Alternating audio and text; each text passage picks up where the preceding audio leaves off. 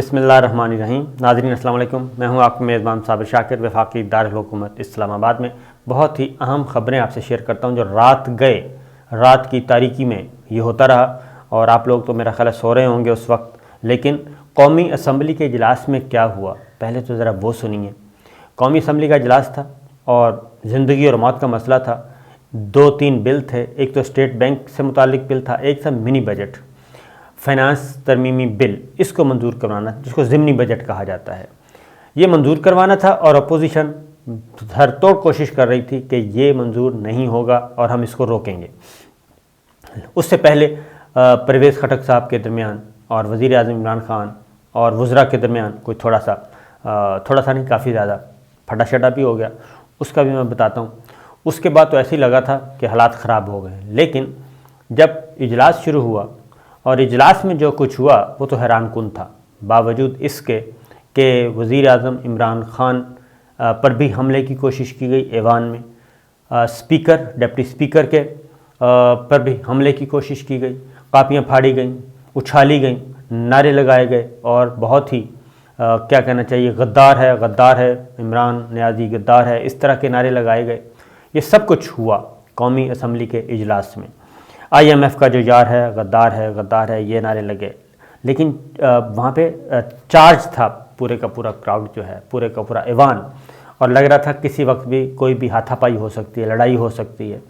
तो इसलिए वज़ीर आज़म इमरान ख़ान को हुकूमती अरकान ने घेरा और उनकी हिफाजत की, क्योंकि ख़तरा था कि कोई भी अपोजिशन रुकन शरारतन कुछ भी कर सकता है और वज़ीर आज़म इमरान ख़ान की क्या करना चाहिए, उनकी इंसल्ट कर सकता है, एम्बेरस कर सकता है। दूसरी तरफ स्पीकर का घेराव किया गया। स्पेशल सार्जेंट एट आर्म्स बुला लिए गए। स्पेशल सार्जेंट एट आर्म्स सादा ज़ुबान में सिक्योरिटी के लोगों को बुला लिया गया, जो ऑफिशियल सिक्योरिटी होती है कौमी असम्बली की, पार्लियामेंट हाउस की, उसको बुला लिया गया और हिफाजती इंतज़ाम कर लिए गए।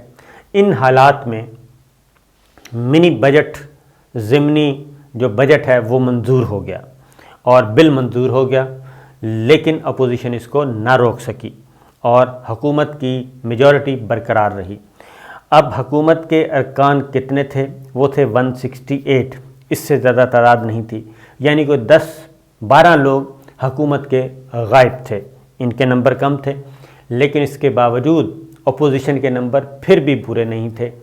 अगर हुकूमती अरकान 168 होते और अपोजिशन के सारे अरकान आ जाते तो हुकूमत की मेजॉरिटी नहीं रहनी थी और ये बिल मंजूर नहीं होना था।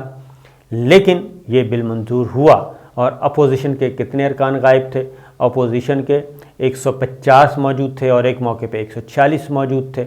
इसका मतलब है अपोजिशन के तो बहुत ज़्यादा अरकान गायब थे और 15 से भी ज़्यादा अरकान जो है अपोजिशन के नहीं थे। और अगर वो अपोजिशन के अरकान होते तो गेम पड़ सकती थी। और इवन शहबाज शरीफ साहब भी एक मौके पे गायब हो गए, जरदारी साहब भी निकल गए, मरियम औरंगज़ेब साहिबा निकल गईं और उनकी वालदा भी निकल गईं। तो ये सब कुछ क्या हो रहा था? एक तरफ नारेबाजी हो रही थी, एक तरफ गद्दार के नारे लग रहे थे और स्पीकर को भी बड़ा बुरा भला कहा जा रहा था, सख्त ज़ुबान इस्तेमाल की जा रही थी, लेकिन अरकान भी गायब थे। तो ये हुआ कुछ ना कुछ, और इसका मतलब है कि वज़ीर आज़म इमरान ख़ान ने मैदान मार लिया और पाकिस्तान तहरीक इंसाफ ने अपने नंबर्स पूरे कर लिए और कामयाब रहे। फिर और कॉन्स्पिरेसीज़ आती रहीं, वो भी मैं आपसे बताता हूँ। ये तो एक इन शॉर्ट। अब आते हैं जो असल सब्जेक्ट है, वज़ीर आज़म इमरान ख़ान और परवेज़ खटक साहब के दरमियान और वज़रा के दरमियान जो झगड़ा हुआ पार्लिमानी पार्टी के इजलास में। हुकूमत ये कहती रही कि जनाब बिल्कुल नहीं, ऐसा कुछ भी नहीं हुआ, ये गलत रिपोर्ट किया जा रहा है। लेकिन हम आपको बताते हैं फ़र्स्ट हैंड इंफॉर्मेशन, जो आंखों देखा हाल है कि आखिर ये माजरा क्या है, ये क्या आनन फानन ही हुआ। तो ये ज़रा सुन लीजिए कि ऐसा नहीं है। वज़ीर आज़म इमरान ख़ान अपने पार्लियामेंट हाउस में अपने चैम्बर में मौजूद थे। ये बता दूं कि पार्लियामेंट हाउस में जब भी कोई बड़ा इवेंट होना होता है, इस तरह की लेजिस्लेशन होनी होती है, तो वज़ीर आज़म पार्लियामेंट हाउस में उनका एक दफ़्तर है और उस दफ़्तर को वज़ीर आज़म ऑफिस नहीं बोला जाता, बल्कि बोला जाता है वज़ीर आज़म का चैम्बर। तो वज़ीर आज़म अपने चैम्बर में मौजूद थे पार्लियामेंट हाउस में और वहाँ पे इत्तेहादी जमातों से उनकी मुलाकातें हो रही थी। और एक मौके पे ये ख़बर भी आई कि पाकिस्तान मुस्लिम लीग काफ भी 2 हिस्सों में डिवाइड हो गई है, ये ख़बर भी चली। और चौधरी शुजात साहब के जो साहबजादे हैं वो नाराज़ होकर चले गए और तारिक बशीर चीमा साहब और मोन इस्लाही की मुलाकात हुई, तो उसकी भी बाद में तरदीद आई और उसमें किस हद तक सदाकत है आने वाले दिनों में मज़ीद पता चल जाएगा। दूसरी जानिब एक और बात हुई और वो ये हुई कि इत्तेहादी जमात तो मिल ही रहे थे, हुकूमती अरकान भी मिल रहे थे, GDA वालों से भी मुलाकात हुई थी, उनको मनाया जा रहा था, तहफ़्फ़ुज़ात दूर किए जा रहे थे, वज़ीर-ए-आज़म गपशप लगा रहे थे।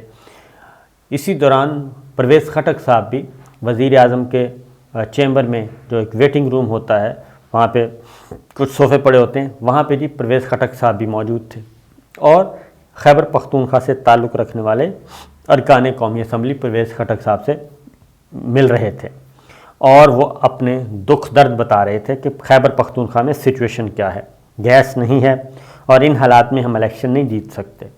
और दूसरी फिर फ़ेज़ 2 इलेक्शन है बल्दियाती खैबर पख्तूनख्वा में, तो हज़ारापुर के लोग, हज़ारा डिवीज़न के लोग हज़ारा सूबा की हमायत में निकल आए थे और वो मुस्लिम लीग नवाज़ के लोग थे, वो शाहराह दस्तूर पे मौजूद थे, कल सारा दिन मौजूद रहे और आंख मचोली होती रही। और वहाँ पे एक मुसल्लह शख्स भी गिरफ़्तार हुआ जो कि मुफ्ती किफ़ायतुल्लाह का गार्ड था और उसको भी गिरफ़्तार किया गया क्योंकि वहाँ असला की नुमाइश भी मना है, इवन आपका लाइसेंसी असला उसकी भी नुमाइश मना है। तो ये सारा कुछ होता रहा। पीपल्स पार्टी भी एहतजाज कर रही थी। ये पार्लियामेंट हाउस के बाहर इवेंट हो रहे थे, अंदर वज़ीर-ए-आज़म के चैम्बर में क्या हो रहा था, परवेज़ खटक साहब हुकूमती अरकान यानी कि पाकिस्तान तहरीक इंसाफ से ताल्लुक़ रखने वाले खैबर पख्तूनख्वा के लोग, वहाँ पे हमारे चौधरी गुलाम हुसैन साहब भी मौजूद थे, जो उन्होंने अपनी आँखों से सुना। असद उमर साहब भी आ गए वहाँ पे। तो परवेज़ खटक साहब वज़ीर-ए-आज़म के चैम्बर में वेटिंग रूम में बैठे बिल्कुल बरमला कह रहे थे कि आज मैंने वोट नहीं देना और ये जो कुछ सब कुछ ये कुछ हो रहा है हमारे साथ, हमारा वोट बैंक तबाह किया जा रहा है, पार्टी का सत्यानाश किया जा रहा है और ये जो नॉन इलेक्टेड लोग हैं ये ऐसी पॉलिसियाँ बना रहे हैं कि हमारी पार्टी को ये हरा देंगे। लिहाजा वो वहाँ खुलेआम कह रहे थे और इसका ज़िम्मेदार करार दे रहे थे हम्माद अज़हर साहब को और शौकत तरीन साहब को और कुछ गैर मुंतखब वज़ीर-ए-आज़म के करीबी लोगों को। और असद उमर साहब को भी उन्होंने मुखातिब करके कहा कि ये सारा कुछ देख लें क्या हो रहा है। ये तकरीबन पार्लिमानी पार्टी के इजलास से पहले के वाक़यात हैं। पार्लिमानी पार्टी का इजलास अभी शुरू नहीं हुआ था। उसके बाद कुछ और अरकान भी आए और उन्होंने भी परवेज़ खटक साहब से कहा कि आज आपने हमारी बात भी करनी है, लिहाजा इसमें घबराने की ज़रूरत नहीं है। परवेज़ खटक साहब जब पार्लिमानी पार्टी का इजलास शुरू हुआ तो फिर वहाँ पे ये सब कुछ हुआ और बाहर जो कुछ बताते रहे वज़रा या वज़ीर-ए-आज़म के लोग वो दुरुस्त नहीं था और वही कुछ हुआ जो कुछ रिपोर्ट हुआ पार्लिमानी पार्टी के इजलास में हुआ। और फिर वज़ीर-ए-आज़म इमरान ख़ान और परवेज़ खटक साहब का बराह रास्त मुकालमा भी हुआ और वज़ीर-ए-आज़म इमरान ख़ान ने ये कहा कि भाई मैं कारखानेदार नहीं हूँ, मेरे ना ही कारखाने हैं, ना ही मेरा अरबों डॉलर का कारोबार है, ना ही मैं पैसा कमा रहा हूँ और ना ही मेरे रिश्तेदार पॉलिटिक्स में हैं, ना ही मेरे बच्चे पॉलिटिक्स में हैं। मैं जो कुछ ये कर रहा हूँ ये भीख मांगता फिरता हूँ पूरी दुनिया से बतौर वज़ीर-ए-आज़म, तो मैंने तो ये सब कुछ नहीं किया, मैं तो कर रहा हूँ पाकिस्तान के लिए और ये सारा कुछ, ये सारा जितनी भी एम्बैरसमेंट है ये पाकिस्तान के लिए मैं बर्दाश्त कर रहा हूँ कि पाकिस्तान किसी तरीके से बेहतरी की तरफ आ जाए। उन्होंने बड़ी खुल के गुफ्तगू की परवेज़ खटक साहब की मौजूदगी में। लेकिन उसके बाद जब वज़ीर-ए-आज़म की ये हो गई गुफ्तगू पूरी तो परवेज़ खटक साहब ने ये कहा कि हमें मसाइल का हल चाहिए और हम्माद अज़हर हमें हल नहीं बता रहे, शौकत तरीन हमें हल नहीं बता रहे। और जब उनकी बात को टोका गया तो उन्होंने ये कहा कि हमें कहानियाँ मत सुनाएं।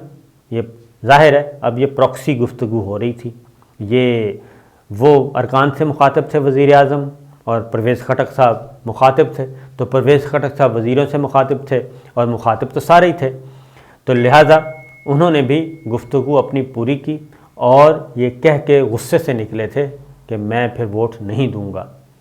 अब एक और टेक्स्ट मैसेज है वो भी सामने आ गया है। वो अब असल है या गलत है ये सोचने वाली बात है।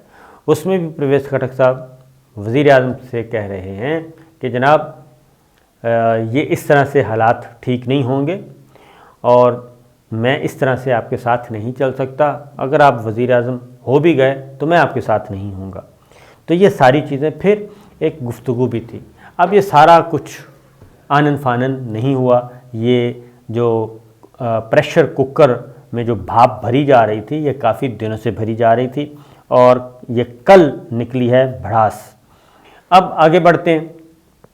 उसके बाद फिर फैसल जावेद ख़ान सेनेटर हैं, उन्होंने फिर बाकायदा तौर पे ट्वीट किया। उन्होंने भी तस्लीम किया कि इख्तलाफात हैं, लेकिन उन्होंने कहा कि वोट बैंक सिर्फ इमरान खान का है और पीटीआई नाम है इमरान खान का। उसके बाद फिर ट्रेंड चले तो ये सारी चीज़ें होती रहीं। इसका मतलब ये हुआ कि मामलात ख़राब थे और ख़राब हैं, लेकिन वो ख़राब मुस्तक़बिल में जाके ये मसाइल ज़्यादा उभरेंगे। कल कोई नुकसान नहीं हुआ पाकिस्तान तहरीक इंसाफ को और उनकी हुकूमत को। इत्तेहादी भी मौजूद थे और हुकूमती अरकान भी मौजूद थे, लेकिन 168 अरकान मौजूद थे और 10 अरकान मौजूद नहीं थे, 10 से 12 अरकान, और अपोजिशन के भी 15 अरकान मौजूद नहीं थे।